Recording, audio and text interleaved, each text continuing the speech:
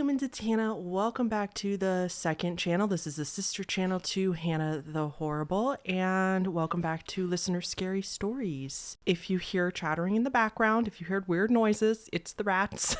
They're in my studio. That's where they live. They're being good. They just want my attention. I am going to get right into it. If you guys want to send in your own scary stories, they can be personal, scary stories of, near-death experiences, things like that happened with real people. They can be paranormal stories. The only requirement is that they do have to be dark or creepy in some way and also be true to the best of your knowledge. So directions for that will always be down below in the description. And like the video, please don't forget, and we'll get right into it. So let's start out with story one here. So story one starts, "Hi, Hannah. I hope you're doing well, and I appreciate you doing these kinds of videos. I love your work and just wanted to thank you for your time. You can call me Ash. They, them pronouns for me, please. Just a side note before I begin the story, I do have some memory issues regarding this story for reasons, so I'll try my best to be as specific as I can. So this happened to me maybe around my senior year of high school or sophomore year of college. My parents, sister, grandparents, and I were all going on a cruise to the Caribbean since my family has been wanting to go back for a while now and we could finally afford it. Everyone was super stoked to go, but not gonna lie, I was a little nervous about going on a cruise ship. Being stuck on a boat intimidates me for some reason, and I can be a bit claustrophobic, if that's the right word. Yes, I think that's the right word. I feel the same way, mostly because I am not a strong swimmer at all. I really need to take swimming lessons as an adult, honestly, and so that freaks me out. And then I think it's probably just the thought of the boat being so far away from land, even though those cruise ships are huge and they're like small islands. Like, I know they're safe, but just being like so far away from civilization, I think is what freaks me out. That and the risk of food poisoning, because I've also heard that if one person on a cruise ship gets norovirus, all the guests are screwed, or food poisoning and yeah. Anyway, okay. Not to mention, a couple years back during a Girl Scout trip to the Queen Mary, I witnessed someone jump off the boat, which scarred me as a kid, but that's a story for another day. I take back everything I just said. Maybe that's why you're scared of cruise ships. That sounds like actual PTSD incident. Anyways, around June or July, we finally set off to Long Beach to board the cruise. I'm not going to bore you with the meaningless details, but for the first few days, everything went smoothly.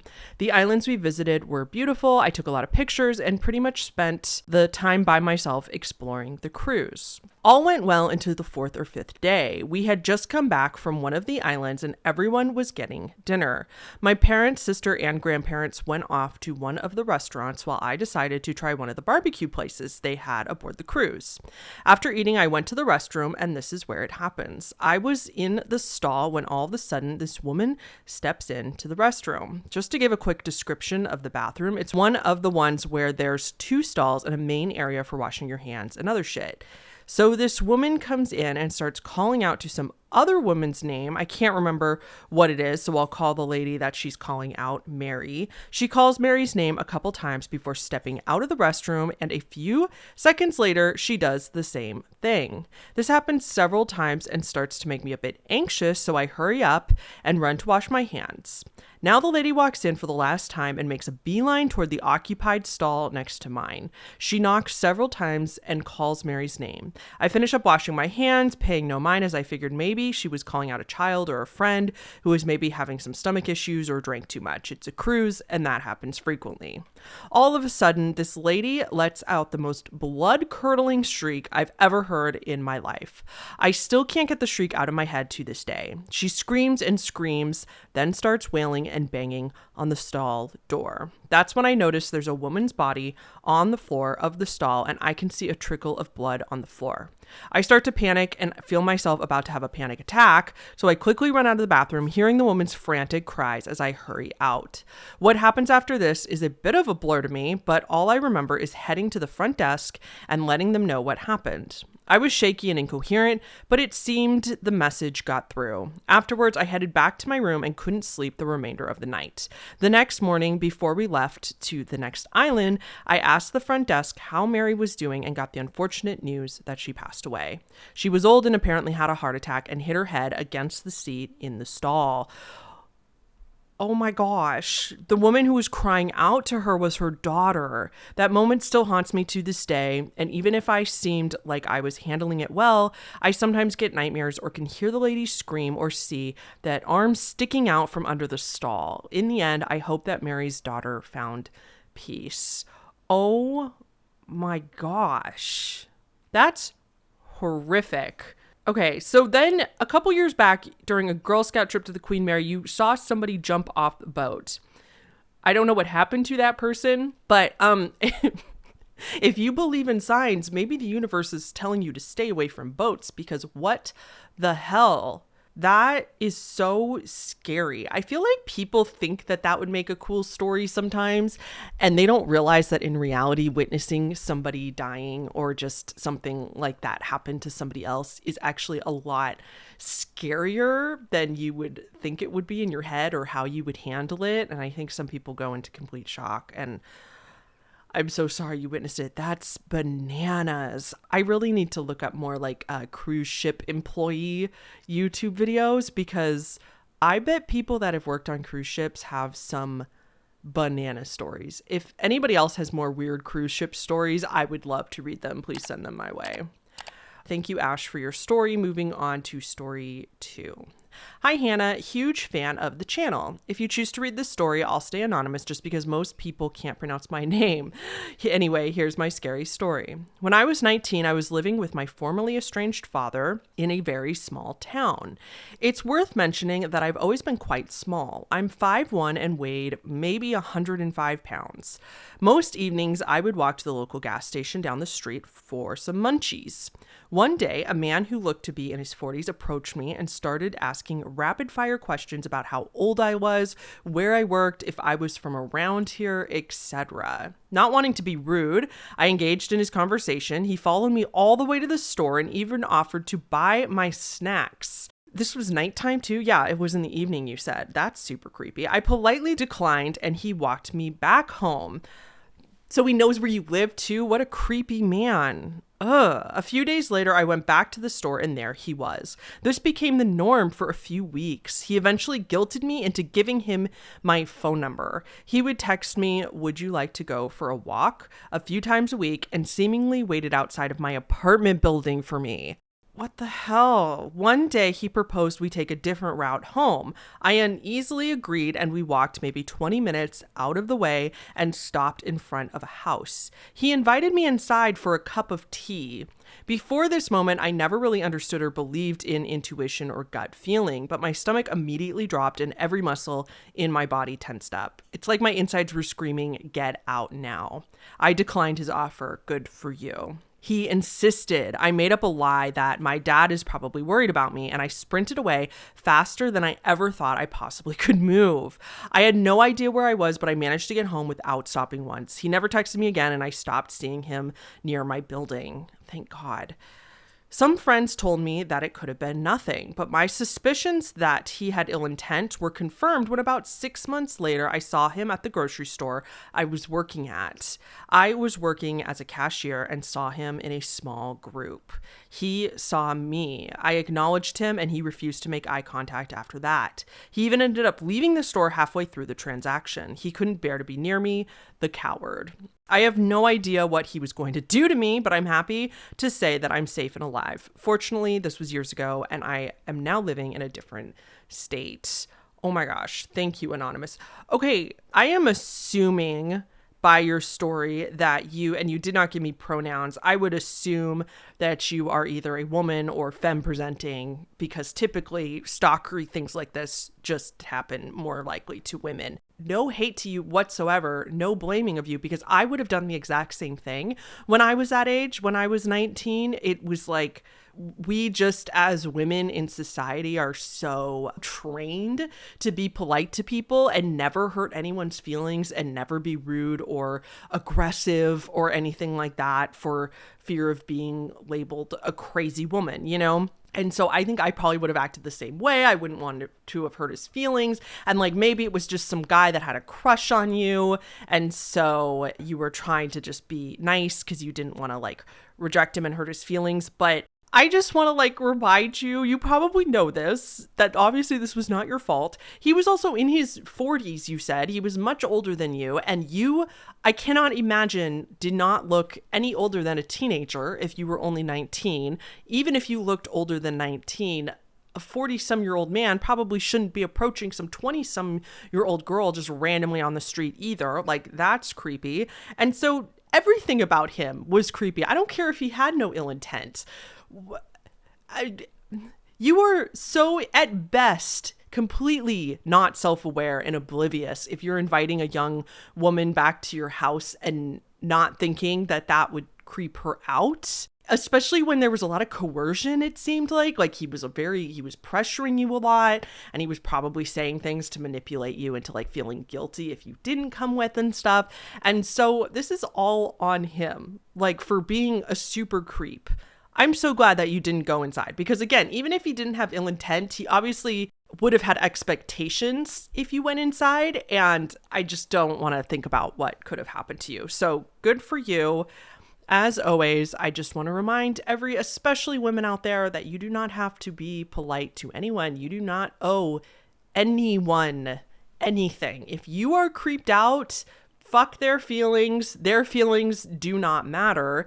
Their hurt feelings are way less important than your safety. So even better safe than sorry. Just like be aggressive, be loud if you have to get people's attention. I know it's easier said than done, especially because as I've gotten older, I've become a very aggressive person. If anybody is rude to me or gives me the creeps, I will let them know. So I'm so sorry that happened to you. I know how incidents like that where nothing happens, you know, sticks with you and makes you feel, at least for me, when that's happened to me before, I've talked about this on the main channel, but like being followed by those guys in a car once made me feel very objectified. Like I felt like they just thought I wasn't even human because they were just using me as a joke and they thought scaring me was funny. And that's the kind of thing that I think is just, it's gross and it's a little traumatizing. So, okay, seriously, moving on to story 3. Hi, Hannah. I wanted to start off by saying I love your videos and I always look forward to seeing them. You're great. I would like to remain anonymous, please. My story isn't super long by any means, but it sure did freak me out. I don't really remember how old I was when it happened, maybe around 13, but that's not really important. Anyway, around that age is when I experienced sleep paralysis for the first and last time for a week straight. At the time, I had no idea what was going on. It was a few months later when I realized it was likely sleep paralysis. The first night of my sleep paralysis, I awoke in the middle of the night and saw a black mass near my bedroom door. As I took more time to analyze, I realized the black mass resembled a young girl with long hair wearing a nightgown. Great. So the girl from The Ring. Of course, I was terrified, trying my hardest to writhe my body back and forth to regain motor function. When I did, I raised myself up on my elbows and gasped, and when I looked back at the doorway, she was gone. This continued to happen for 6 more consecutive nights, but each night was a little different. Each time, she crept closer and closer to me. First, she was by the door, next in the middle of my room, then at the end of my bed, and continued to creep forward until the last night where I was face to face with her, except she had no face. Despite her close proximity, I couldn't make out a single feature of hers. Oh my God. When I regained control of my body, I felt a ghost of a breath on my face. I'm not sure if that was my mind playing tricks on me or if what happened was more than just sleep paralysis. Not long after this experience, I told my family about her, and one of my sisters told me she saw a girl once, except she was huddled up in a corner. I'm not sure what to believe about it all, but one thing is for certain, it was undeniably terrible. This is, again, one of those situations where I'm like, hypothetically, if paranormal stuff is real and this was a paranormal experience, or hypothetically paranormal stuff is completely not real whatsoever and this was all a sleep paralysis hallucination, for lack of a better word, it doesn't really matter because the result and your fear is probably just as real either way. So I feel for you so much. I've talked about this before, so I'm sorry for repeating this for those who have heard me say this before, but I do have a friend who has sleep problems, and she says she used to experience really bad sleep paralysis as well when she was younger, and she said she would experience these really wild hallucinations when she had sleep paralysis, like feeling like a witch was over her in her bed, pressing on her chest so she couldn't breathe. And it's really interesting because it's like a logical explanation for like ghost experiences, right? I have no idea which it is in this situation, but I cannot imagine waking up to the girl from The Ring either huddled in the corner of my room. And if your sister saw it too, maybe your house was just haunted. That's really frightening.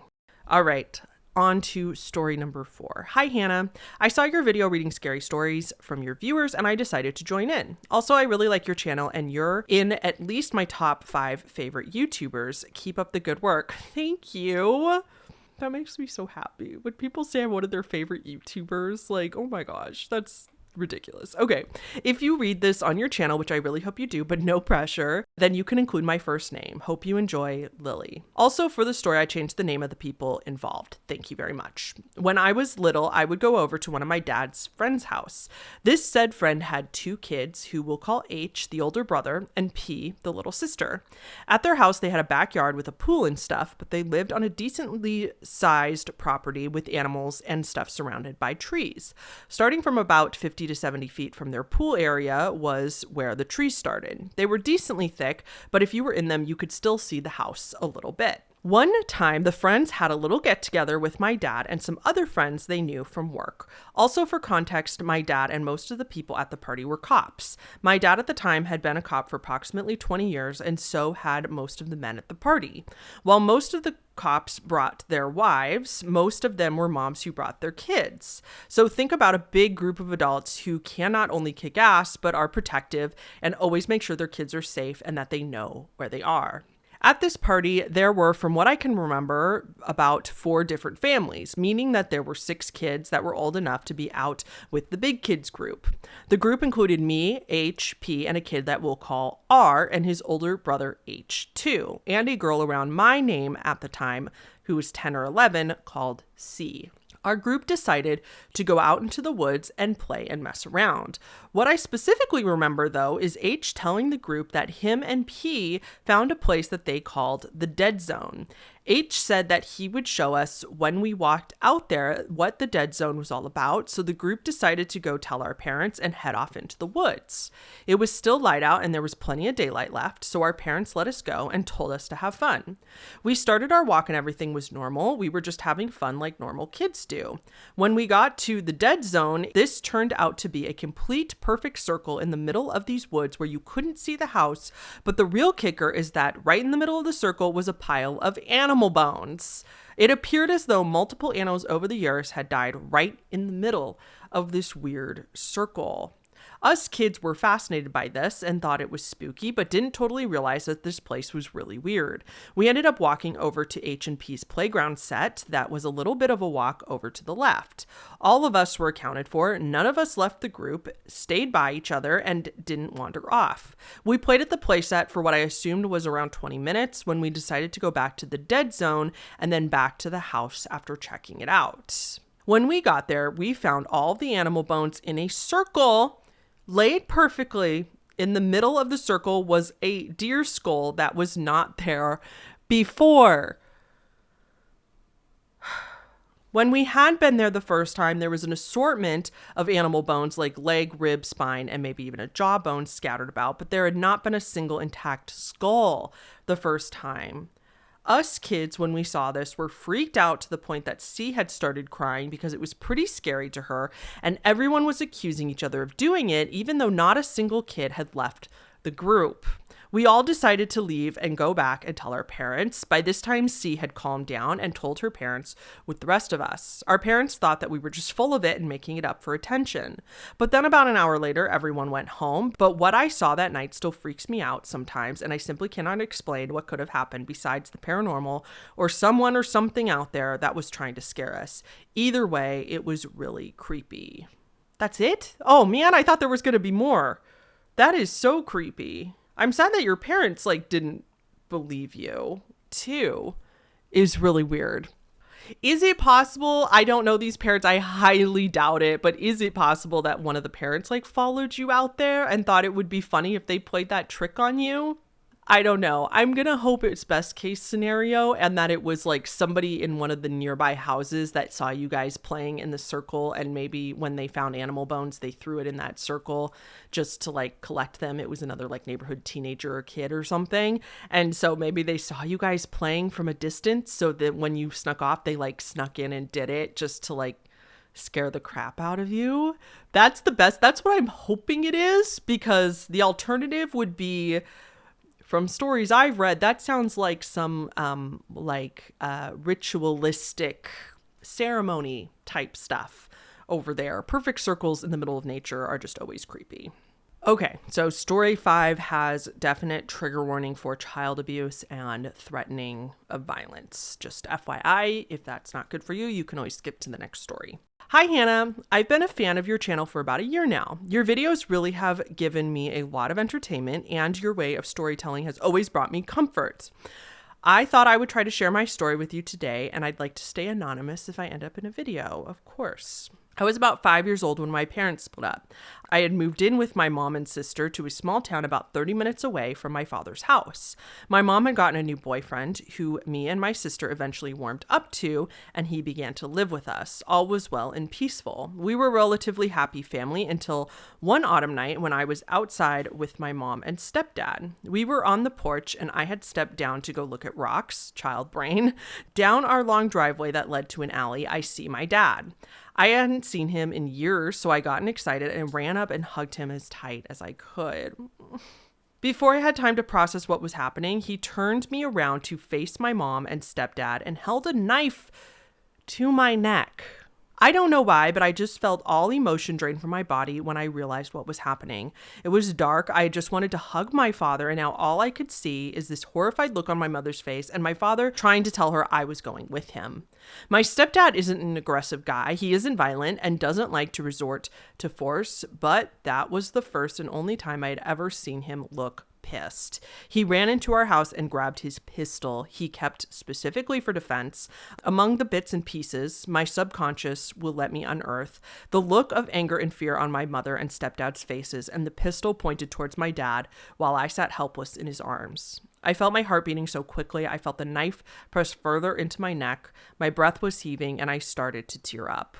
All I could think to myself was, I just missed my dad. Eventually, I felt the knife slowly recede as my dad pushed me down to the ground and started to yell and curse at my mother. The memories of them fighting and arguing flooded back as well. I started to cry and scream for them to stop. All I could get out was stop.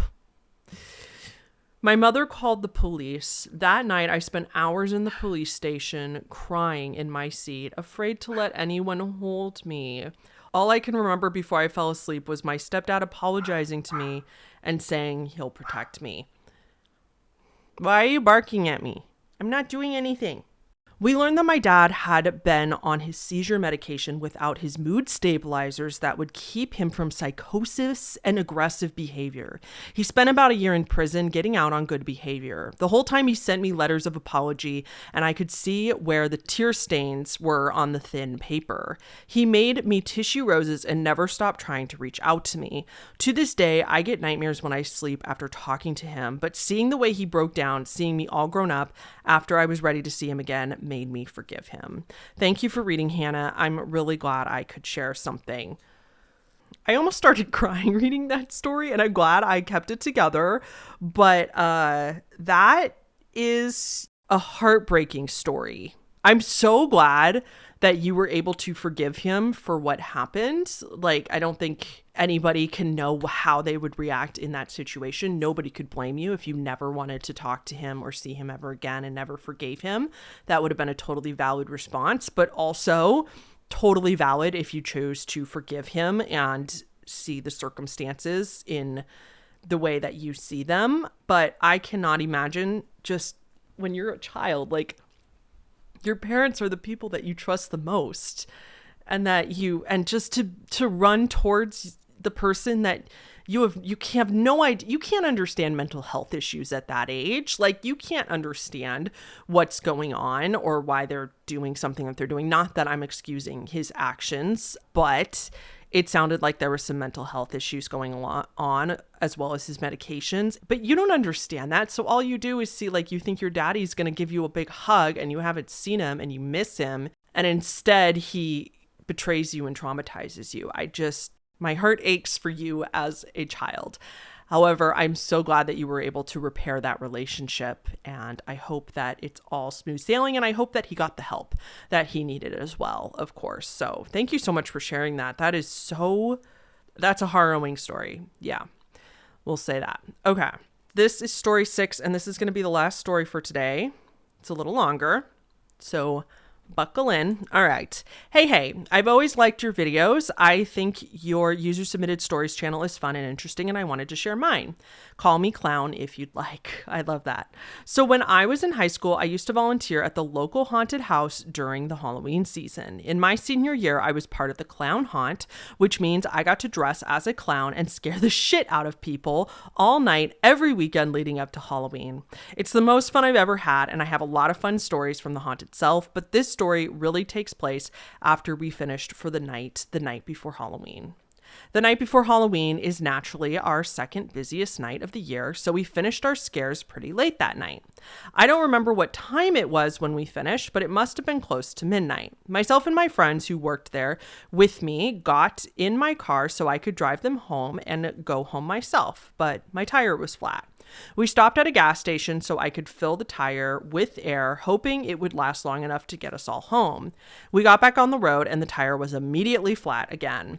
I would later find out that a nail was stuck in my tire. I stopped again at another gas station just a few blocks away. A flat tire, a gas station in the suburban America, and Halloween Eve all mixed together already made it feel like a cheesy slasher horror film. I called my parents, who came up to help me put on the spare tire because I didn't have the tools to do so. When they got there, they parked next to my car and my stepdad got to work on the tire. He was, of course, crouched down, and my mom, friends, and I were standing between the cars. Pretty soon, I saw a man walk up while texting on his phone and stop on the other side of the car so that the car was between us and him. Shady. He seemed like he had simply stopped to text real quick. Then I saw another man wearing all black with a motorcycle helmet covering his face and an axe in his hands. He hit the texting man. Oh my God, sorry. Okay, what the fuck? He hit the texting man in the back with the blunt side of the axe, and the texting man fell down behind the car out of sight. The Axeman began swinging his axe up and down, and without being able to see the texting man, I can only assume he was hitting him with the axe. What? This story escalated very quickly. Oh my God. Pretty soon, the Axeman turned to us and began to walk around the car towards us. My parents were between my friends and I and the Axeman. Without thinking, I ran towards the door of the gas station convenience store to get help, but this gas station turned out to be closed. I'm told that I grabbed both my friends' hands and dragged them away with me, but I don't remember that. I ran back towards the car and the Axeman. I don't know if that's ever a good idea, but I wasn't going to leave my parents alone with an Axeman. When I got back in view of all the commotion, my parents were yelling at the Axeman to get back and stay away while he continued approaching them with the axe raised. Pretty soon, though, the Axeman opened the shield, or whatever it's called, to his motorcycle helmet and said, "Oh my God, it's just a prank." Oh my God. My parents yelled at him to get away, and he and the texting man ran off, got in a car, and drove away. As it turned out, the texting man was filming us in order to post the prank on YouTube. Oh my God. Okay. Oh, by the way, as all of this went down, my friends and I still had our creepy clown makeup on from the haunted house, LOL. We called the police and they were able to find the two men. Good. Apparently, they did the same thing to someone else the day before, but weren't caught. They were taken into custody on the night they pranked us, though. One guy took a plea deal, but the other guy took it to court. I had to speak to the guy's defense lawyer as well as the prosecution lawyer. The defense lawyer was a complete asshole. Who's surprised? Not me. No hate to defense lawyers. I know that they matter in society too, but just lawyers in general, I feel like have a high probability of sometimes being arrogant, we'll say. Not all, but lawyers have that reputation for a reason. My parents testified in front of the jury and the guy was given a sentence for community service. I don't remember the actual charge, but I think it was a low-level assault charge. Also, everyone in the court made damn sure that the guy knew he was lucky that none of us had concealed carry permits.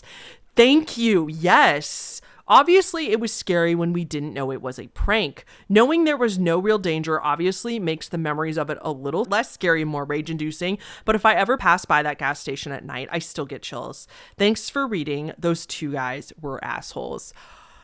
That was a roller coaster of a story. I'm so bummed that I didn't get it into one of my Halloween videos, but I'm so glad that I have it in the video. What the hell? Okay, first of all, I am glad that it was a prank. Even though those guys are assholes, I am glad it was a prank because obviously it would have been 10 times more traumatizing to witness an actual very, very violent murder, right? Like, let's just get that out of the way. But first of all, you guys are completely right. Like, pranks go way too far on YouTube. I made a video about the clown sightings of 2016, I think it is, like a long time ago. And I kind of touched on this where like a couple YouTube channels had people dressing up as creepy clowns and sometimes following people with a weapon, chainsaws or axe or something like that, like something to make it creepy and like film it for the YouTube videos. And like, that's really risky because like you said, if somebody encounters that, I mean, I am not a gun person, but if I had a gun, if I had a concealed carry on me, no doubt I would have every right to shoot you in self-defense. What were they thinking? Anyway, all that to say is that not only is that just a really cruel prank to actually like somebody could actually shit their pants like right in front of you doing it, which I'm sure is what they wanted because they wanted to go viral on YouTube. But this is why I'm so skeptical of paranormal videos, because the things people will do to try to get views on YouTube by hurting other people or scaring other people is wild. I never underestimate people's desperation to get famous on YouTube. And these guys are so stupid. Please ignore my dog barking. I would be really curious to know like what the charges were. I know you said that it was an assault charge. One guy took a deal, but the other guy took it to court. I'm really curious to know like what the charge was. What they did was obviously illegal because they both got in trouble for it.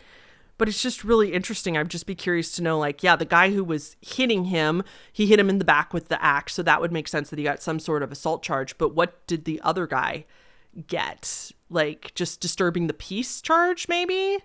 I don't know. Yeah, if anybody's more familiar with the law, I'd be really interested to know your take on that in the comments below. Remember the way pranks used to be, where it was like the Just for Laughs Canadian show, you know, stuff like that, where people did silly things. They were like hiding in a mailbox, and people, when they put the letters in there, somebody would be like in the mailbox, like stuff like that, that was like actually lighthearted and harmless. And then they showed them the cameras and everybody got a good laugh out of it. Like stuff like that, where it wasn't like actually committing crimes and traumatizing people.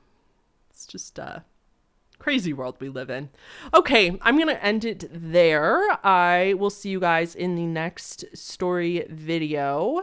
Thank you so much for watching as usual. I'm so glad that you guys are liking these. I'm hearing so many stories of people, like the craps and the stuff that they do while they listen to these. And I love the thought of that. I appreciate that so much, because that's exactly what I use YouTube for with my favorite YouTubers. And I just love that. I love that we're like kind of fostering a little community here. So really glad I made this channel. Okay, I will see you guys all in the next one. Thank you so much for watching. Don't forget to like the video, and I will see you all later. Okay, bye.